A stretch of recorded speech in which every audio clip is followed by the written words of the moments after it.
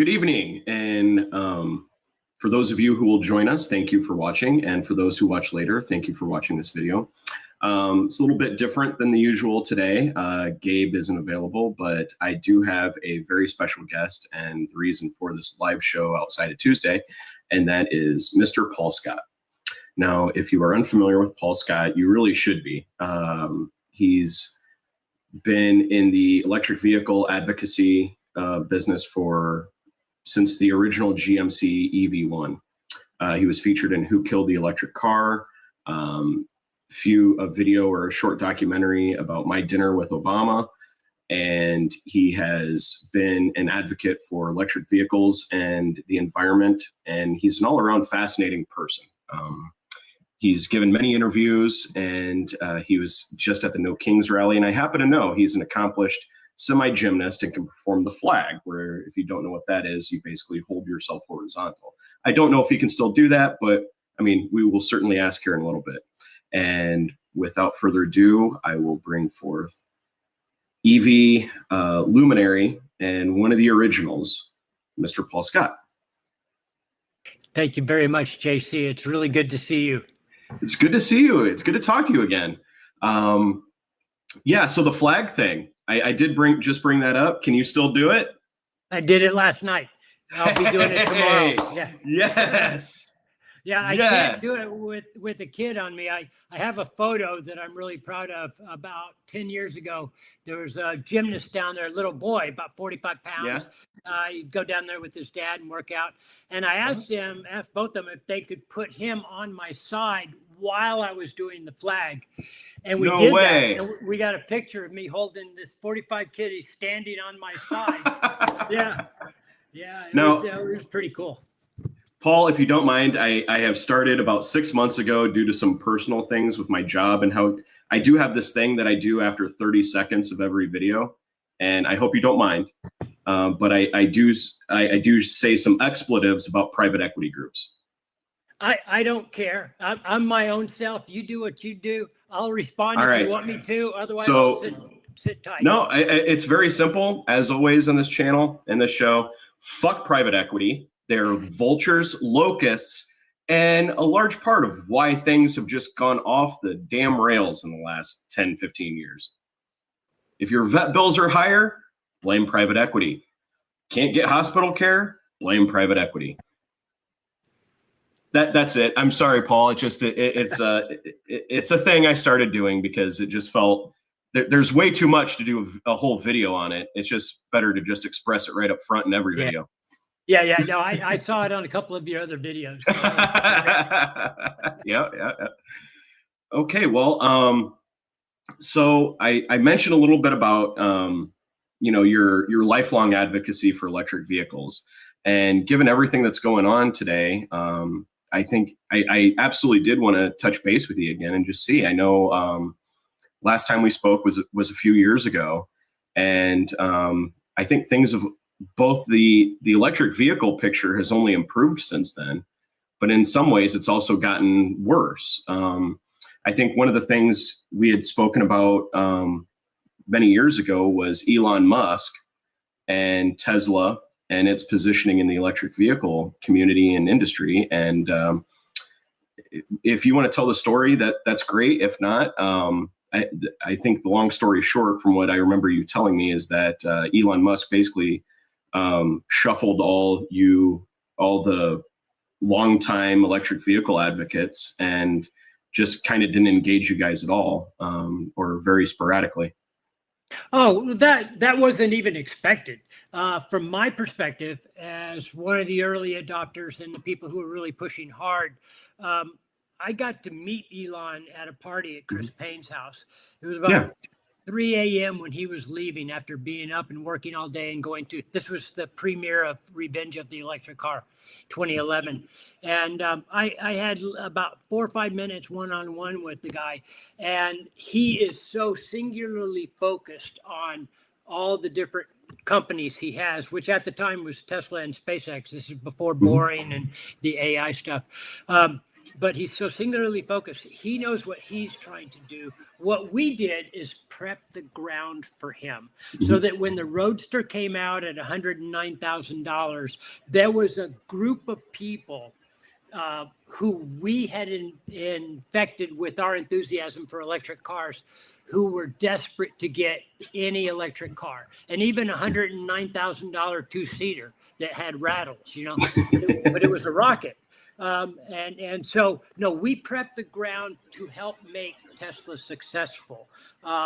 Without us, they barely hung on as it was. Okay, they barely got through the Roadster, barely got through the Model S, Model X, and they didn't get healthy until 2018, 2019, after the 3 had come out, the Model 3. So they were almost out of business all along there. But we helped make sure that there was a group of enthusiastic buyers for that Roadster. And we probably brought at least a handful of them to the table. So that was my contribution to the beginning.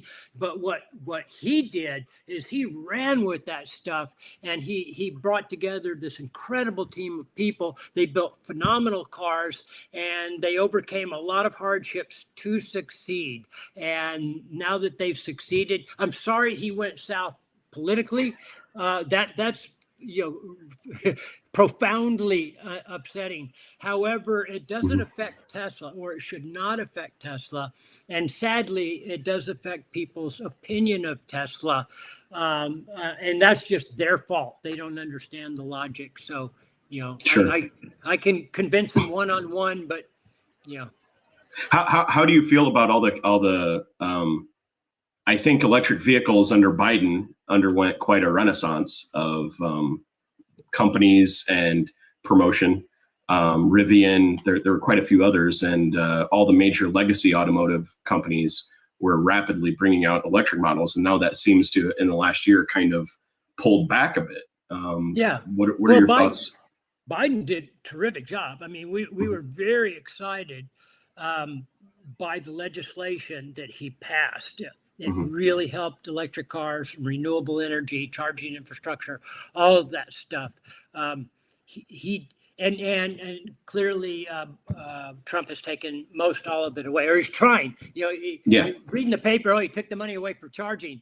Well, he tried, and they sued and blah blah blah, and most of that money has been being allocated. So chargers are still going in, but the $7,500 tax credit is gone, and that was a big hit.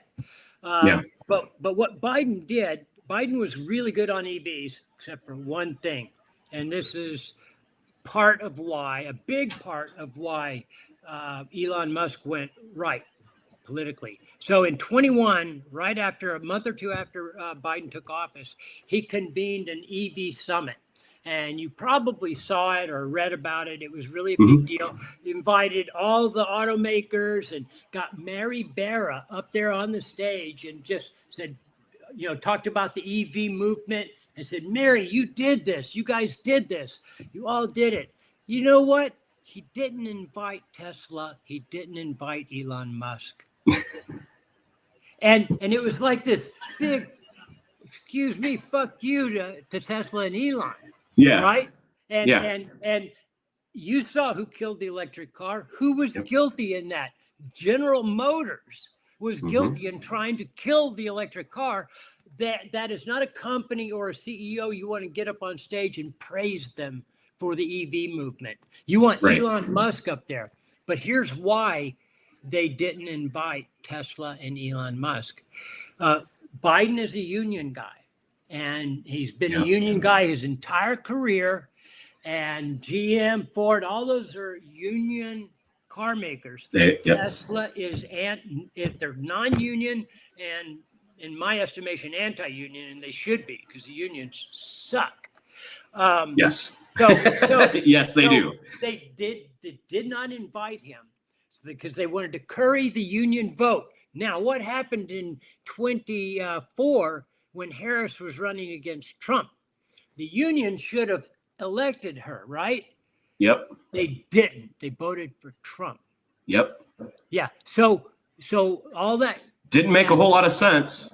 No, man, Biden screwed the pooch. Biden did some good things, and I'm going to always talk about those, but I hate the man for the EV summit and for staying in the race. He should have bowed out immediately and let the Democrats choose. He cost us all this shit that we're having to put up with. So I big time fucking hate him. And it's sad because he did a lot of good. But it's like you're this perfect person, and then you kill somebody as you're leaving office. My thoughts on Biden. I think he did a lot of good things in the first year or so. It definitely went downhill from there. He treated his presidency like it was business as usual, and it sure as shit was not business as usual. Well, I can only speak to the EV and all that stuff, and staying in the race. There was no freaking way. And his wife should have gotten him out. All the close associates, they're all guilty. Yeah, they're smart people. They should have seen that. Absolutely. Plug, man. So anyway, that's that. If you want me to talk more about Tesla or Elon, I can, but. I just what are your personal thoughts on it now? Really, I think you said it, the downhill, the political, but from what you're saying, you feel it's on his end at least. It's was heavily motivated by how Tesla was treated. Well, it's not that how they were treated. He was singularly focused on making Tesla successful. Yes. And he didn't want the government to interfere. If he could get subsidies, we needed subsidies, for crying out loud. Oil was super cheap because they're not paying any of their external costs. So the oil and gasoline has been subsidized from day one. Mm-hmm. Billions of dollars a year. Billions over the decades. That's just the direct subsidies. I'm talking billions are the direct subsidies. Trillions when you look at tax breaks, free land, all the other shit. Yeah, being able to pollute for free. Fighting wars. We fought 2 wars in Iraq over oil. There's no way that we would have fought either of those 2 wars had they no oil. Had they the same amount of oil as North Korea. All right. For sure. Right? For sure. North Korea's got this horrible. Yeah. I think a Spanish politician I just read it made one of the most hilarious comments. That the United States is so lucky, every country they invade happens to be flush with oil. Go figure. Yeah. It's so blatant to anybody who pays attention. And this is why, when people are driving their gas cars around, I have a lot of bad things to say to them about that, because they know they're causing harm, and they know they can use. I'm still a hypocrite, Paul. I'm still a hypocrite. I don't have an EV yet. But it's a company car. Okay. But here's the thing. Here's what I tell people. Number one, never buy another gas car. So you're done with that. A used one, is probably not so bad, but honestly, no new gas cars ever again, because we've got to kill that industry, the internal combustion industry, ICE. And the reason, no, we do. Sorry, no, I know, but ICE. Oh, ICE. Yeah, ICE. It was ICE. Yeah. We got to kill it. ICE is bad in 2 ways here. So, but when you think about it, and I want you to think this through, do you think that the internal combustion industry globally will at some point in the future not exist? Yes. Okay. How far into the future? When they stop making them, not when they stop existing. Oh, stop making them, stop existing. When they stop making them, I'd say a lot of countries are probably much closer to that than we are. I'd say China is probably almost there. Yep. Which would be a big global driver of that. Most of the Scandinavian, European countries are getting close. I think. But globally, when will the last one be made? Oh, we'll probably still be using them in the United States up until 2040, at least. No. You don't think 10 so? years. 10 years. 10 years. 2036, you won't be able to buy a new gas car anywhere in the world. Is that in legislation, or no? It's the market's going to drive it. Here's what's happening. So in China today, over 50% of new cars are electric. Over 1 and 2. So in Europe, the worst country in Europe is at 30%. And the best is Norway. They're already at 100%. You can't buy another gas car in Norway now. There might be a few trucks and things until the Tesla semi gets in there, but no cars. And so in the rest of Europe, it's 30 to 60%. Okay. In the US, it's 10%. So 10% of the new cars are electric. So we're the laggards in the entire world. Ethiopia doesn't allow gas cars to be sold there. Ethiopia, Vietnam, 80% electric vehicle sales now, 80% in Vietnam.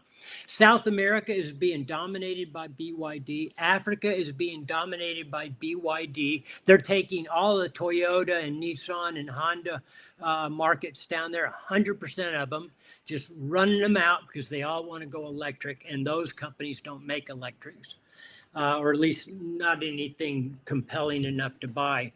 And so BYD is soaking, and they've got Asia. BYD is all over Asia, as is Tesla. So Tesla is in the US, Europe, and Asia. BYD's got basically the entire world except the US, but that won't last too much longer. So you see that happening, and we're 10 years away. So they got to that point very quickly, and the last end of it happens even faster. So China will be at 100% before 2035, more than likely. There might be a few dregs going, but I mean, nobody wants to be the last person to buy an old technology, especially when the gas stations start closing.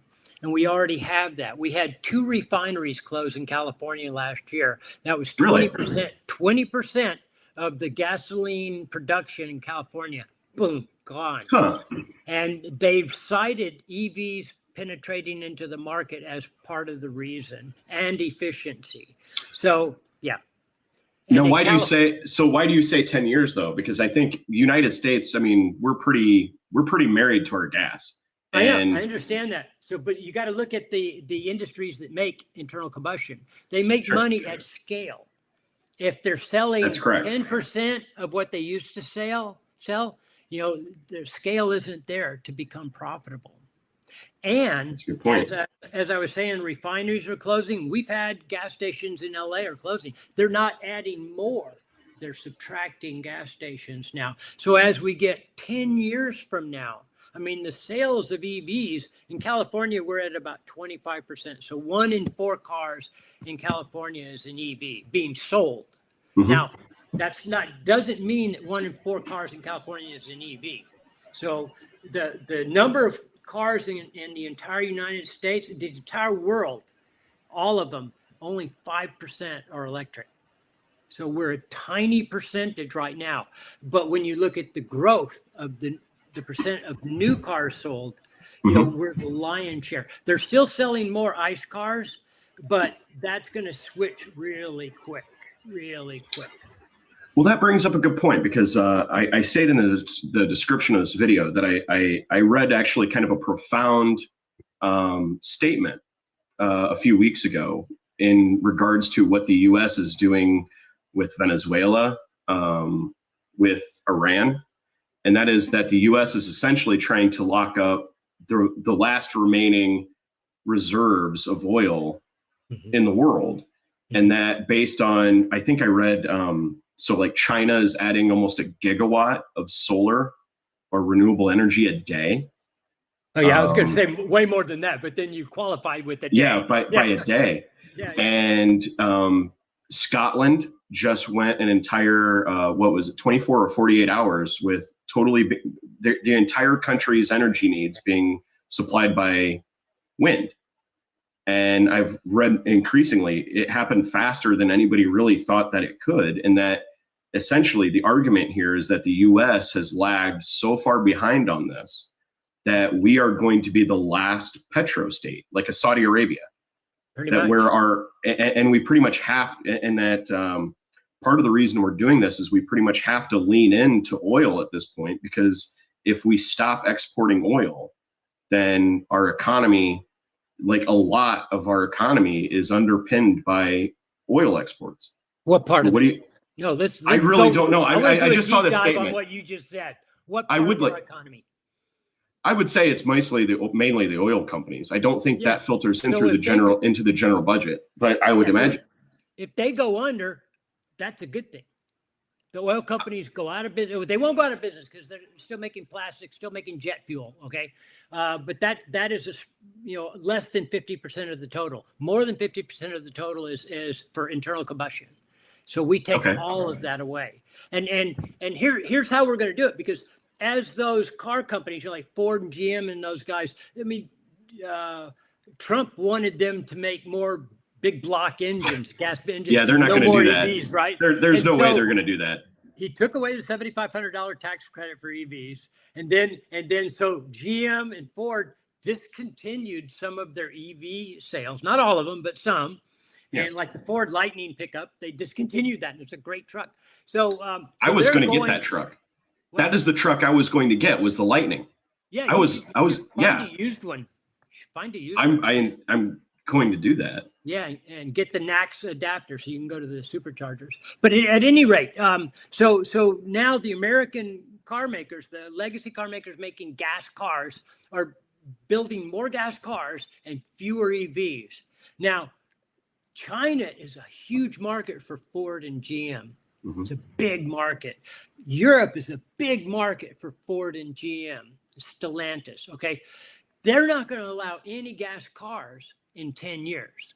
So those markets go away for the legacy car makers. And they know this. And they know that if they don't come out with compelling EVs that they can sell profitably, they're out of business. Because the Texas and Florida and all the red states aren't going to be big enough to, make them profitable. And who knows what's going to happen, climate-wise in the next 10 years to push this even faster. So what we should be doing on the left is to stop buying gas cars, new gas cars, to quicken the pace so that it dies as an industry. And here's some numbers for you. So I looked up, how many new cars were sold in a day. Gas cars. I did the math. How many total? 16 million total. 10% were EVs. So you take that 90% and divide that by 365, and you come out with about 40,000 cars a day. They're gas burners. Now, the electorate is about 50-50. So that tells you that about half of those cars are bought by Dems, half by Republicans. Now, in realistics, 71 million voted for Trump, 70 million voted for Harris, 90 million didn't vote at all. All right. So, but I split it down the middle because I can't get into the weeds. So 20,000 brand new gas cars are bought every day by Dems or people on the left, not Trump supporters. And when you look at that, the cheapest gas car you can buy is an $18,000 EconoBox from Nissan. And it's a piece of crap car, but it's the cheapest gas car you can buy. Sure. For $18,000, you can buy a used Model 3 that's better than any new $40,000 gas car. And I've challenged a lot of people. I've been saying this for several months now.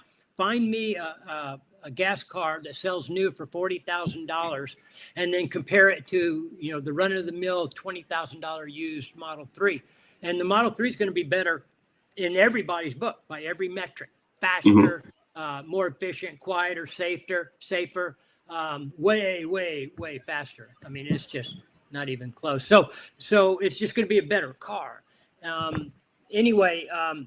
So people are going to start realizing that. And the beauty of the Iran war, I mean, with all the hell that it's breaking, across the Middle East and people dying, and I feel for them, but people die anyway. We're having 10,000 people a day die from air pollution worldwide. So nobody cries over them, And so what we're trying to do is to end all manufacturing of internal combustion engines by 2035 And I've given you kind of the reasons why I believe it's going to happen. And I follow this stuff very closely. And if you look at the number of internal combustion cars sold worldwide, the peak year was 2017.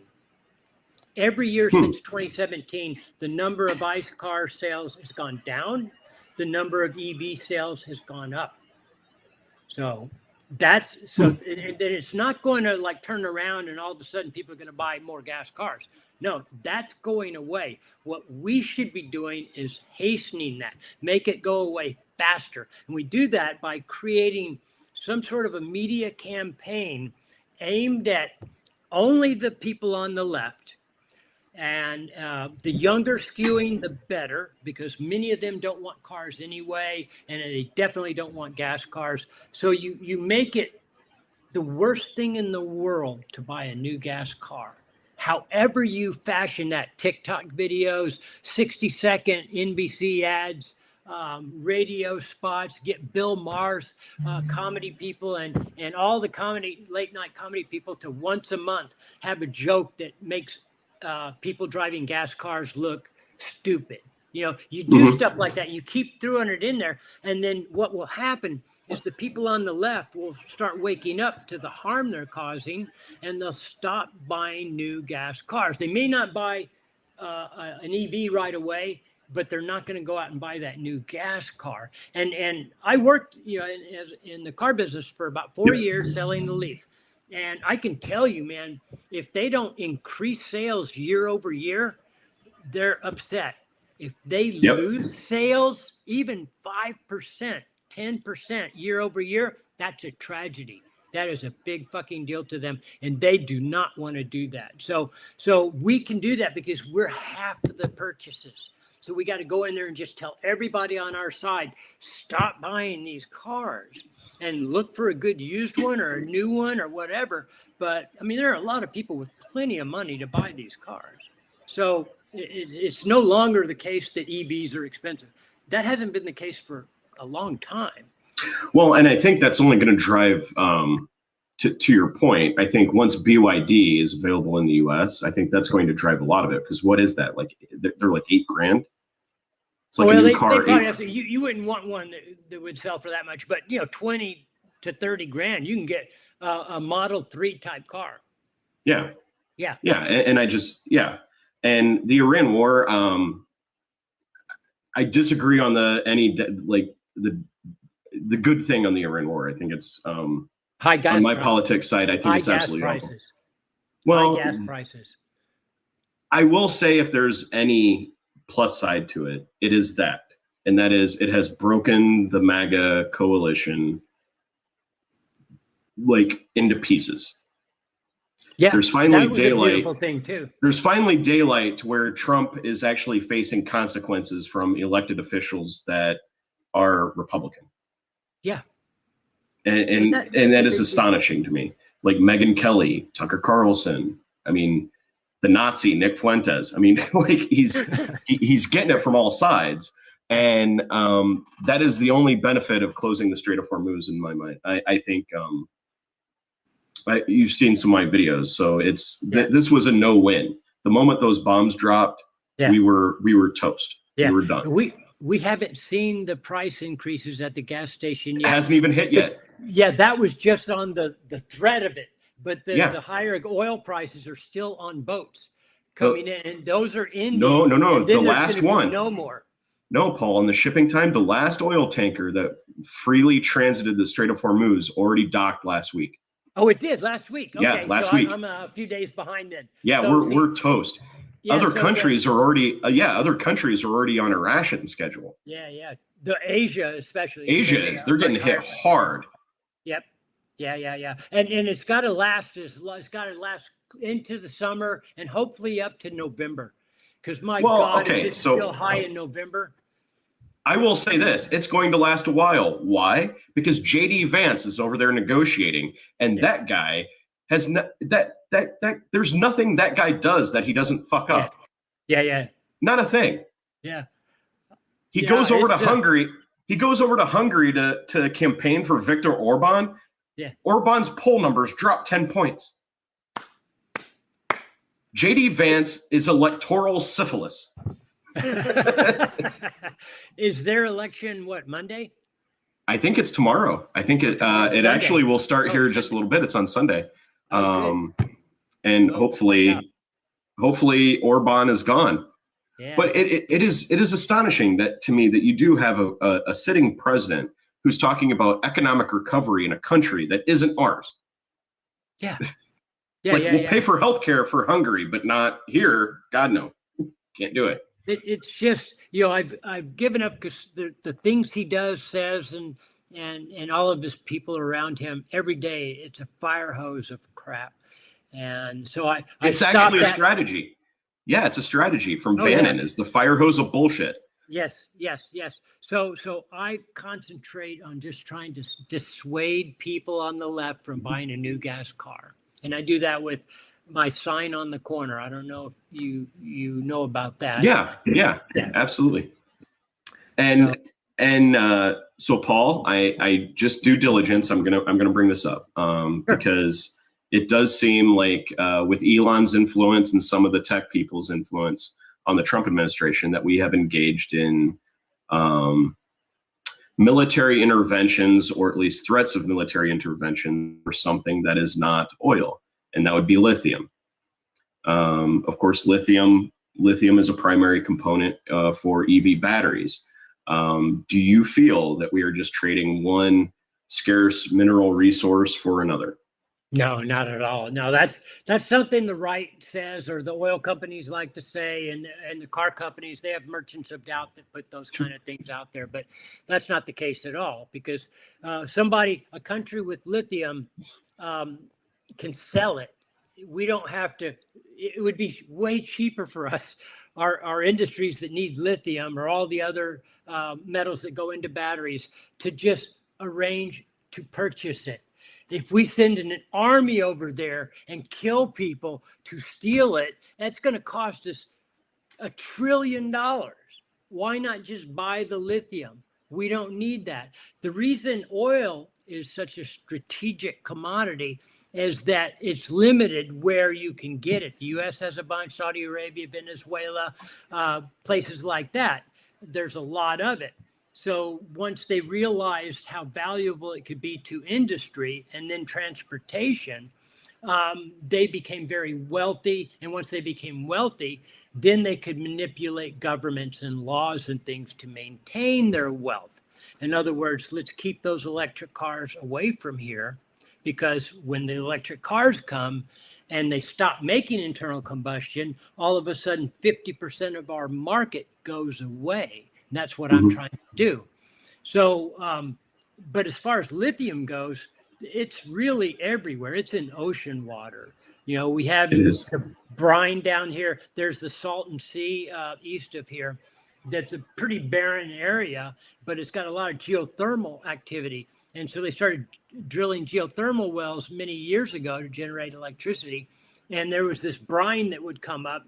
It turned out there was a lot of lithium in there, and it was just a waste product for them. So they're starting to get that now. So lithium's everywhere. Rare earths aren't everywhere, but they're pretty common. And I don't know why they got the name rare earths, because they're not rare. And the whole thing with Greenland, they wanted the minerals, but again, buy the minerals from Greenland. It's theirs. It's just not fair. This is what we did. When the white settlers came over in the 1600s, and they just said, "Oh, look at all this land. Let's take it." People were on it, and let's kill them, and then let's go over the Appalachians and kill all those people, and then go out in the West and kill all those people and take their land. Yeah. That's our modus operandi. That's what America has been. I used to be, I love America, I'm USA, blah, blah, blah. I hate fucking America. It's an evil fucking country filled with selfish, greedy assholes who are stupid and mean. And I'm sorry to say that, but it's what I see. It's what the evidence shows. So I'm just trying to make the world a better place.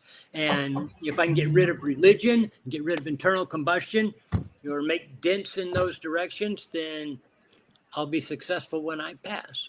But I'm going to be working. I'll respectfully disagree with you on some of that. I am I'm still America.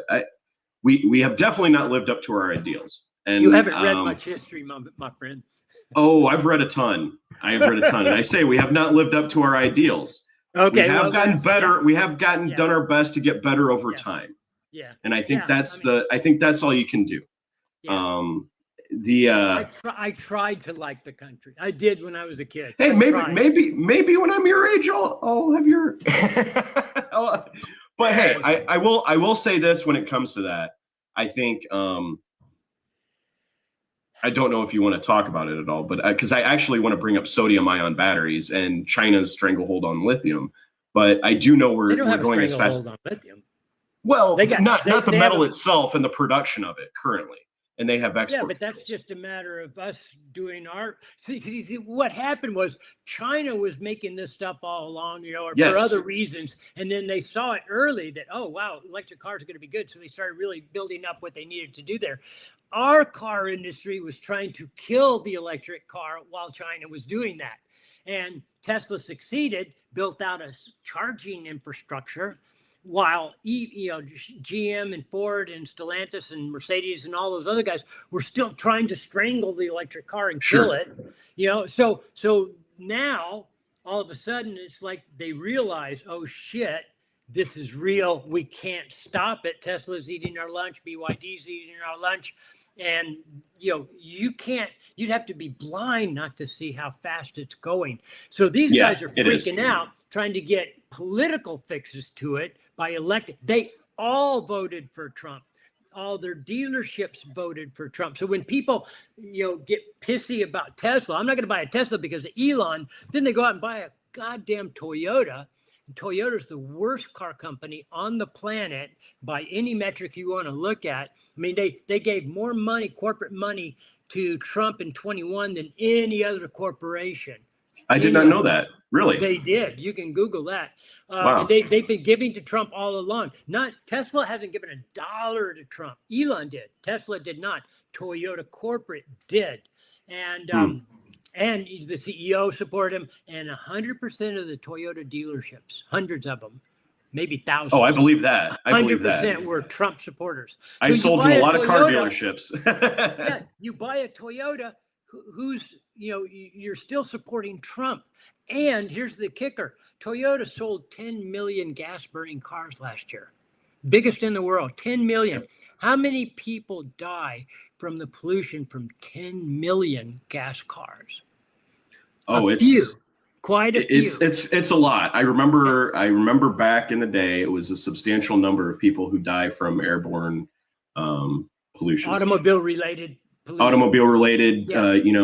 In the Appalachians, there's a lot of off-gassing and stuff from the coal mines. So there's a lot of that there. Globally, it's about 3 million people. There's about 8 million die from air pollution of all kinds. Well, perfect example. My uncle in the 90s, he passed away from lung cancer, never smoked a day in his life.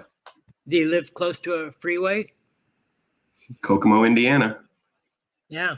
So there was a doctor, this is about 12, 15 years ago now in LA. He was a cancer doctor, and he mapped out all the cancer incidents throughout Los Angeles County. And there's a lot of them, millions, as you can imagine. Sure. But, he noticed that all along the freeways, the cancer rate spiked. Downwind for 60 miles we have about 9 refineries in South Bay, and they're all kind of in the same general area. And it's the worst polluted. I actually did not know that. I mean, there's actually refineries there in this. Down really? Long Beach, down by Long Beach, just north of Long Beach, a little bit, all around Long Beach, really, because that's where the tankers come in, right? Well, that makes sense, yeah. There's a plume 60 miles long where cancer rates spike downwind from that. So, burning gasoline causes pollution that kills people.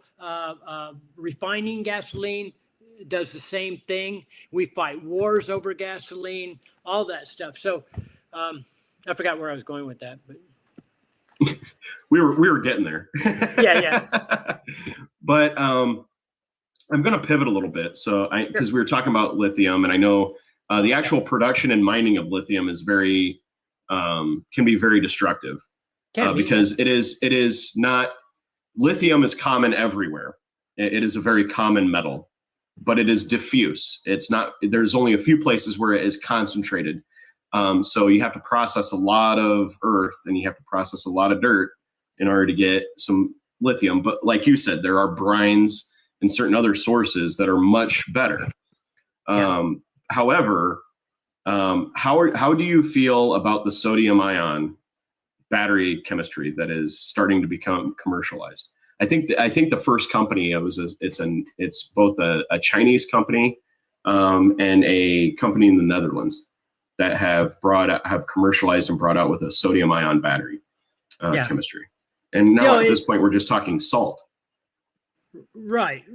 And I believe that it doesn't have the energy density that lithium ion has, but for a lot of things, stationary storage, for instance, they're perfect because, they're pretty cheap from what I understand. And, you have plenty of room for stationary stuff. So, and that's a massive business right now. Tesla's just going gangbusters putting battery storage out there. So for those applications and for some cars and buses and things like that, they'll be fine. We need everything that we can get to make sure that the transition happens quickly. So if there's a bottleneck in getting enough lithium and other elements for one type, then, develop another type, and then you can go down that road at the same time. But as far as the destruction for mining, there's destruction for mining for anything, Right. But the key is you can do it a little less destructively at the beginning. Then you get the lithium or the manganese, nickel, cobalt, whatever it is, and then you put it in the battery. You refine it, put it in the battery. Use it in the battery for 15 years in a car, another 10 years for stationary storage after that. And then you take that battery and you recycle it. And Redwood Materials, which is probably the world's biggest automotive EV battery recycler, as they're getting up to 98% of those elements back out to be used in new batteries. So at some point in the future, that's impressive. It's very impressive. I mean, I do have somewhat of a background in chemistry. That is insanely impressive on a recycle rate. Yeah, I recommend to everybody who listening to this who's interested in battery recycling is to just Google Redwood Materials. There's a lot of videos, a lot of stories, a lot of things like that. And it was started by J.B. Straubel. Is that a familiar name to you? It is.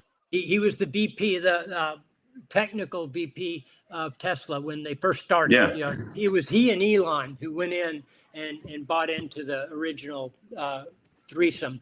So anyway, he and that is a good point. You bring up a good point, because I think this had to be said, is that because I've heard a lot of negativity about Elon claiming that he was a founder of Tesla. So I do, you know more about it than anything else. I would like to state, I am familiar that Tesla was started by three gentlemen who came out with a Roadster. And they sold about 10 to 20 of them, right? They were all the fiberglass. No, they didn't sell any of them. They didn't sell any of them? One. No, they just had the one. Okay. They just had a prototype, yeah. And then Elon, as they were bankrupt, bought them out of bankruptcy so that Tesla could survive. Yeah, I don't know that they actually went bankrupt. I think he got in there before that and just enabled them to build it. And they wanted to do, I forget the guy's name now, but they were really set on doing a 2-speed transmission. And they spent a year and a half trying to get a 2-speed transmission built and designed and working. And Elon's just throwing millions of dollars at this company, right? And he finally had to just call the question and said, no, I'm not going to allow that anymore. We've got to get these cars out. And so he basically used his money and his influence with the money to take over the board and oust them. And quite frankly, people say, well, he didn't start the company. No, he didn't start it, but he made it successful without. That's what I was getting at. I wanted to get that out there because I know there's a lot of he didn't start Tesla, but they would not exist without him. Correct. Absolutely. Yeah. They would have, Tesla would, if Elon and J.B. Straubel had not come along when they did, Tesla would have folded inside of a year. Oh, yeah. Easy. And you just think of the three guys who did it, Ian Wright and I'm forgetting their names now. Anyway, they had a lot of stock. You know, they made a shit ton of money. Yeah. Depending on how long they kept their stock, right? Yeah. Notice they're not coming out and complaining.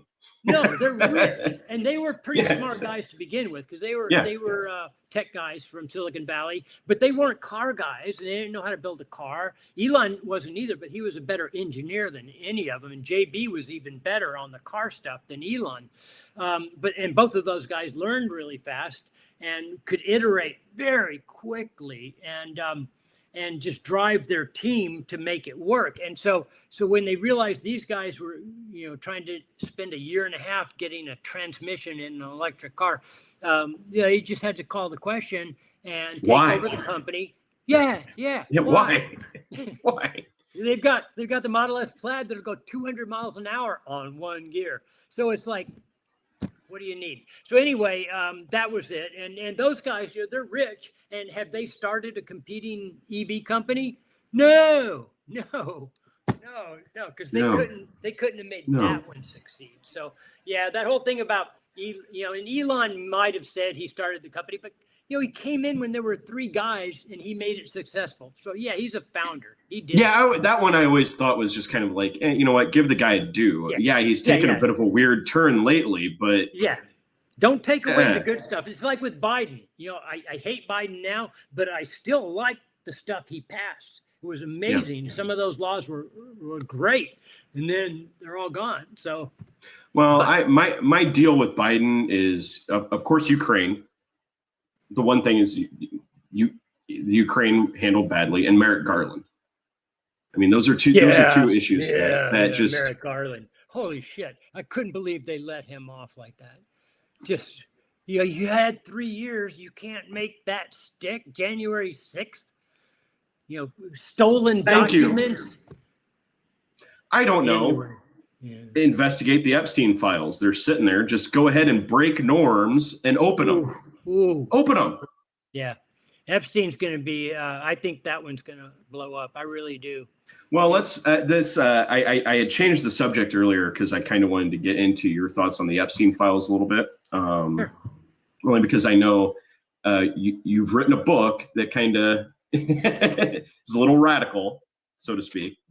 But you to go back to the conversation about American exceptionalism and how you hate this country and like we're not the good guys.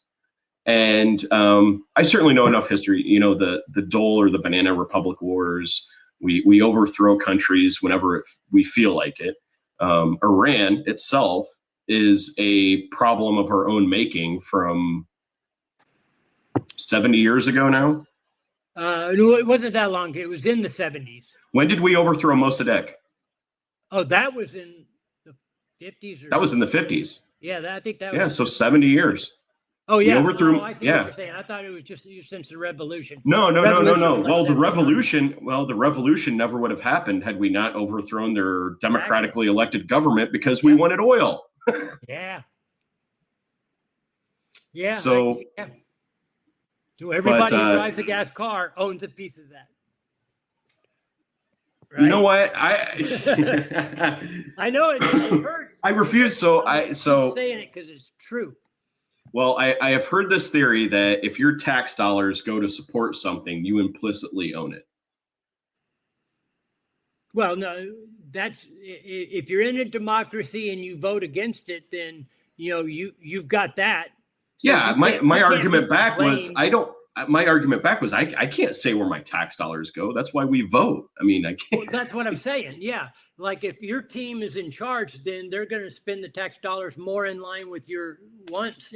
And when the other team wins, they steal and grift and do everything else. Let's do a Bitcoin.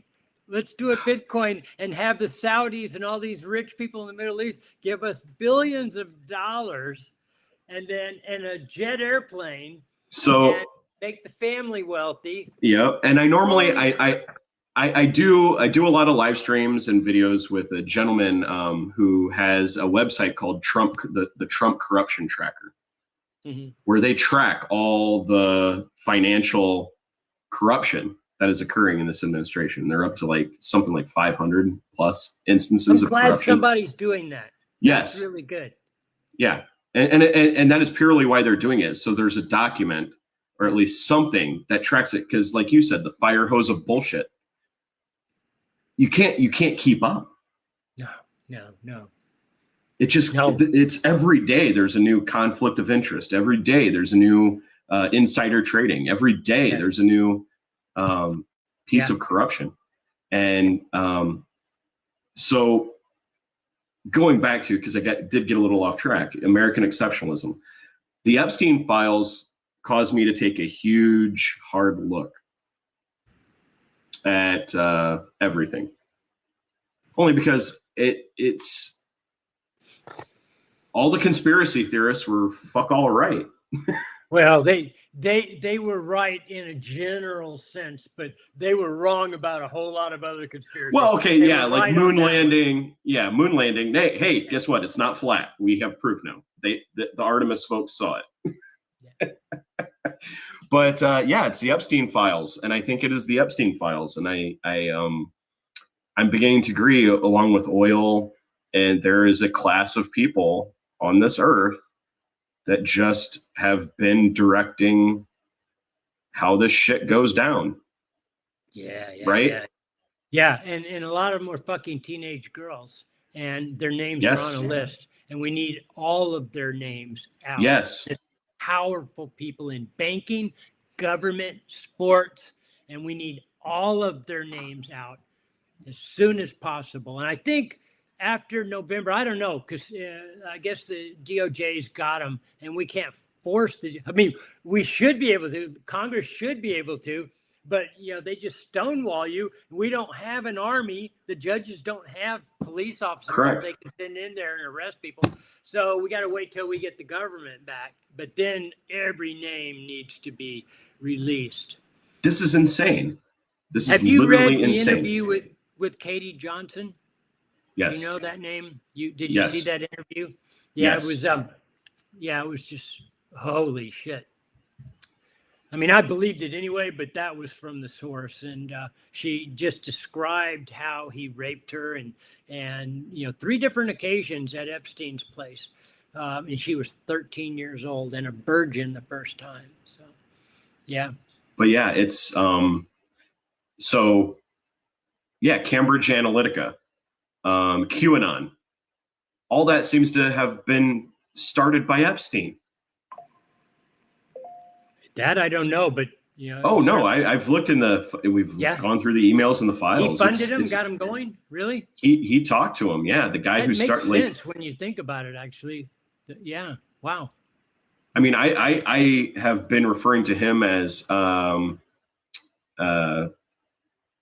who's Sherlock Holmes's nemesis, Moriarty.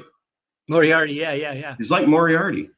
Damn. He seems to be connected to every bad fucking thing that's happened in the last 30 years.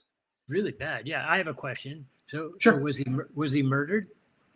No. Oh yeah, he didn't kill himself. He was murdered.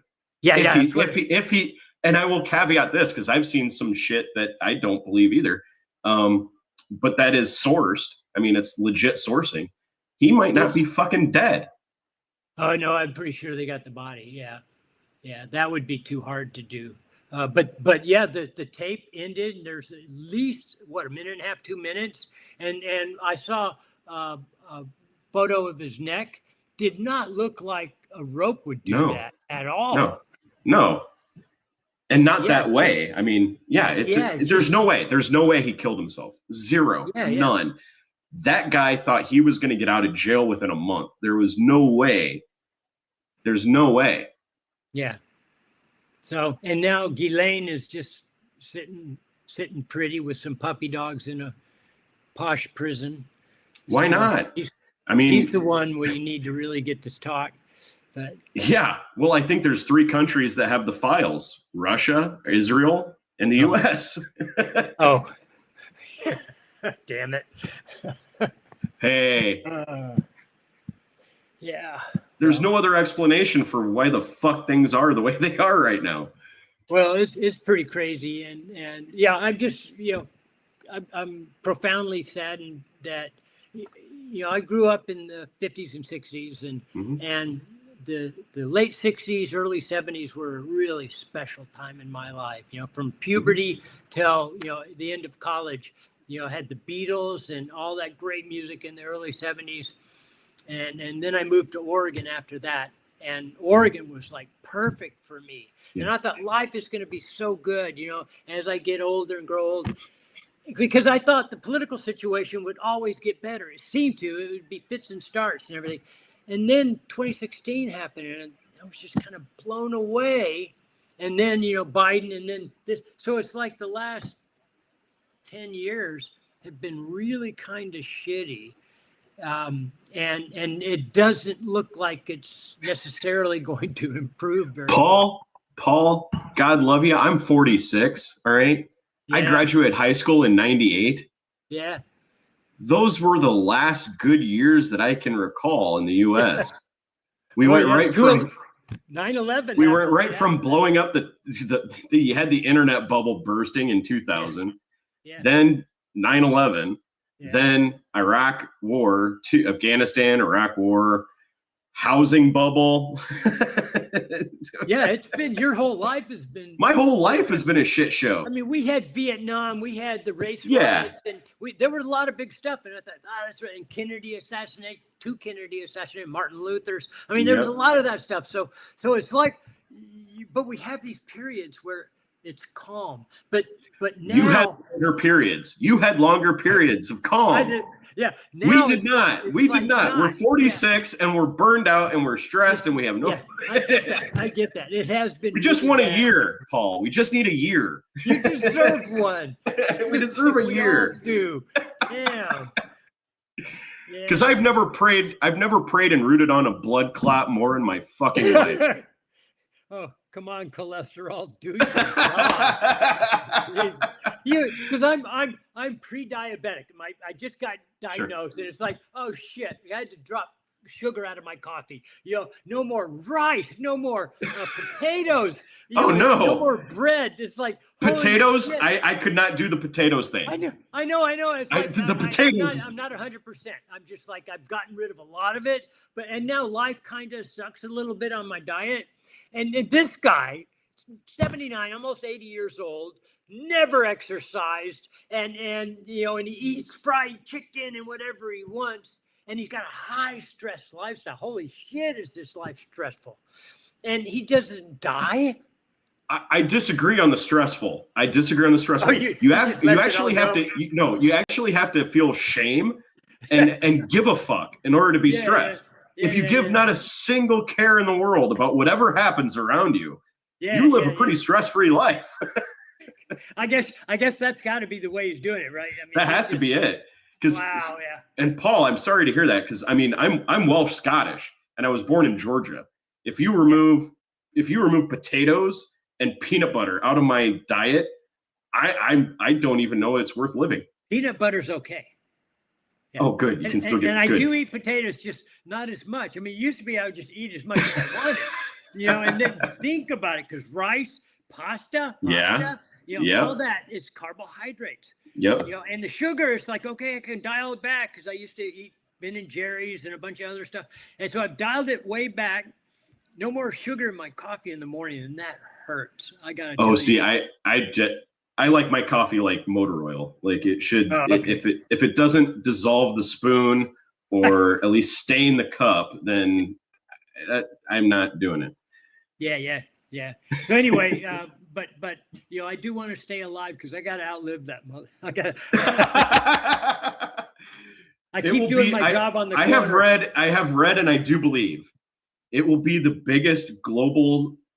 It will be the biggest global celebration in human history. Yeah. Did you ever read my? I had a short story called God's Retirement Plan, and it was this thing where God just told these people. He told everybody. Actually, what he did is he put a message on every device, every laptop, every computer, every phone. That it was just this thing that said, okay, this is God, and I'm going to give you guys 30 days to start voting, because you've really screwed up the world, and it's because of bad people. We all know it. So choose somebody, and the person who gets the most votes doesn't wake up the next day, and it starts January 1st. You've told me about that. Yes. Yeah, and I had fun writing that, because the whole world gets to vote on your device. And at first they didn't believe it wasn't real. Yeah, it's like Survivor. Voted anyway, and you get voted off Earth. Yeah, exactly. You just have a heart attack. You don't wake up because God did it, right? And it does it when you go to sleep. And so Trump is first, and then as soon as Trump doesn't wake up on the 1st of January, the whole world hears it immediately. So then they know it's real. And then Putin is second, Mohammed bin Salman, and they just get voted. And there are people who are influencers, but influencing which person should be. Yeah. And you have a whole year of that. That was a good story. I did enjoy that one. It was fun writing it. I have fantasies of being able. That's my superpower. Just one a day. Well, Paul, I really appreciate you the conversation. I hope I'd like to do it again soon if you're up for it. Sure. And but we're hitting our hour, and I know we discussed about an hour here. Yeah, so. This is fine. I got everything said. We talked about the military. We talked about pretty much everything. And if people have questions, I'm always up for answering questions. Absolutely. So I'm going to wrap it up here, and thank you, Paul, for joining. And I look forward to talking to you again. It was really enlightening, and it was good to see you again. It was my pleasure. Well, Thank you so much. See you. Yeah, finally we got to see each other. So no, that was great. Thank you very much for even thinking about me. And you asked good questions. I had a good time, and hopefully we'll do it again. Yep, absolutely. Thanks, Paul. All right. Take care. Bye. Bye-bye. That was Paul Scott. He's an amazing individual. If you find him on Facebook, social media, he's very approachable. He's exceptionally knowledgeable in the EV space. And as you can tell, he's a great conversationalist, and he's got a lot of stories about how electric vehicles came to be and where they go from here. So if you are watching this later on, please feel free to drop Paul a question in the comments. Please hit like and subscribe. And thanks. And I guess we're all going to get through this together. And mark it on your calendar right now. 10 years from now, 2036, will be the last internal combustion engine manufactured globally. And we'll put it on our calendar. And since Paul has to survive to see to engage in the biggest celebration the world will ever see, we got to make sure that if this doesn't happen in 2036, that we all give him some shit about it. All right. Have a good night, everybody. Thanks for watching.